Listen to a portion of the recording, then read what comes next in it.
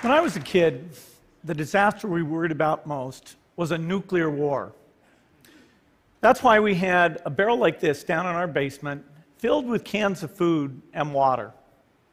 When the nuclear attack came, we were supposed to go downstairs, hunker down, and eat out of that barrel. Today, the greatest risk of global catastrophe doesn't look like this. Instead, it looks like this. If anything kills over 10 million people in the next few decades, it's most likely to be a highly infectious virus rather than a war. Not missiles, but microbes. Now, part of the reason for this is that we have invested a huge amount in nuclear deterrence, but we've actually invested very little in a system to stop an epidemic. We're not ready for the next epidemic. Let's look at Ebola. I'm sure all of you read about it in the newspaper. Lots of tough challenges. I followed it carefully through the case analysis tools we use to track polio eradication. And as you look at what went on, the problem wasn't that there was a system that didn't work well enough. The problem was that we didn't have a system at all. In fact, there are some pretty obvious key missing pieces. We didn't have a group of epidemiologists ready to go who would have gone, seen what the disease was, see how far it had spread. The case reports came in on paper. It was very delayed before they were put online, and they were extremely inaccurate. We didn't have a medical team ready to go. We didn't have a way of preparing people.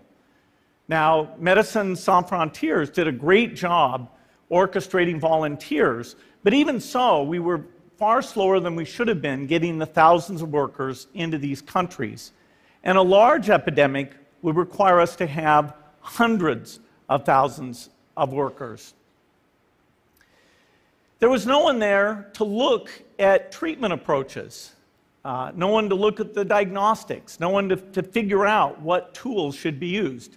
As an example, we could have taken the blood of survivors, processed it, and put that plasma back in people to protect them.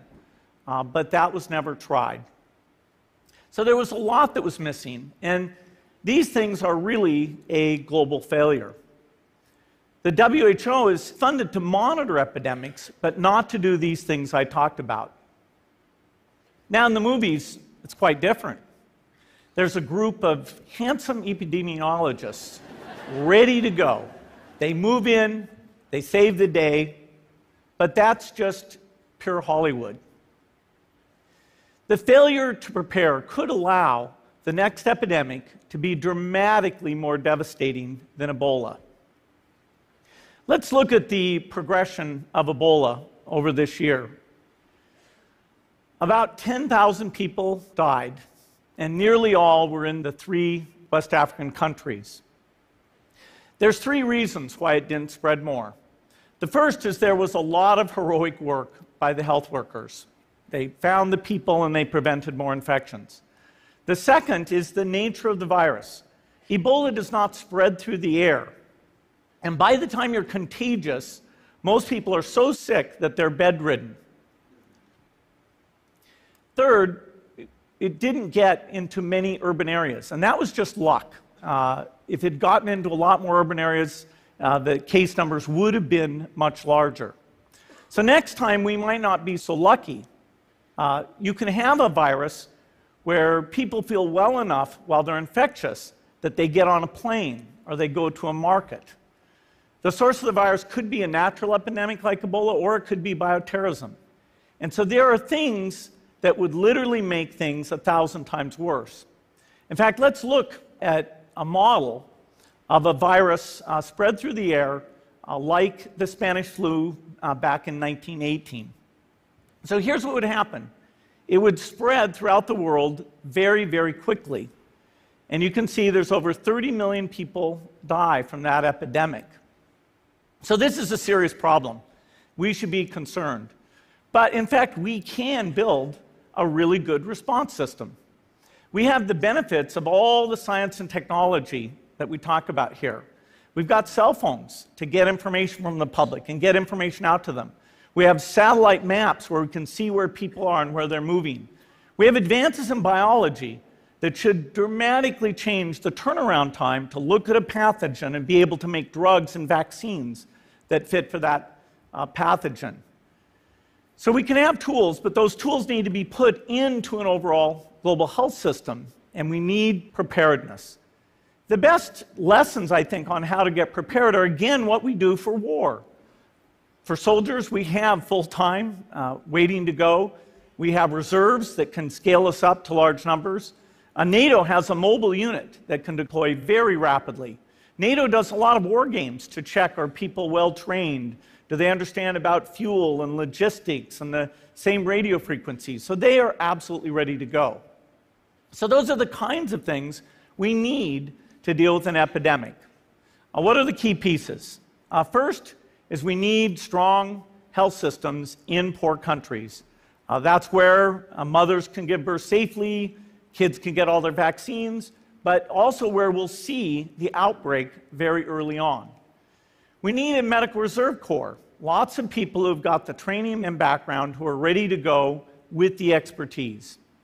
And then we need to pair those medical people with the military, taking advantage of the military's ability to move fast, do logistics, and secure areas. We need to do simulations, germ games, not war games, so that we see where the holes are.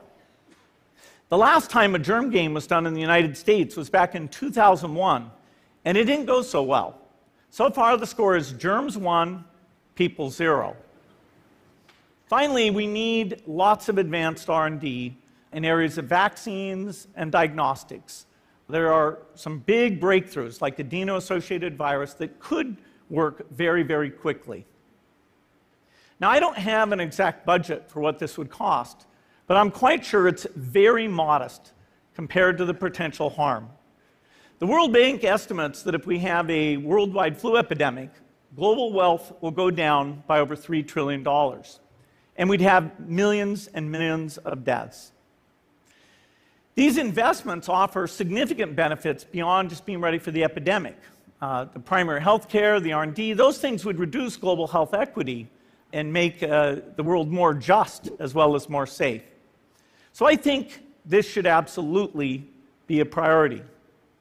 There's no need to panic. We don't have to hoard cans of spaghetti or go down into the basement. But we need to get going because time is not on our side. In fact, if there's one positive thing that can come out of the Ebola epidemic, it's that it can serve as an early warning, a wake-up call to get ready. If we start now, we can be ready for the next epidemic. Thank you.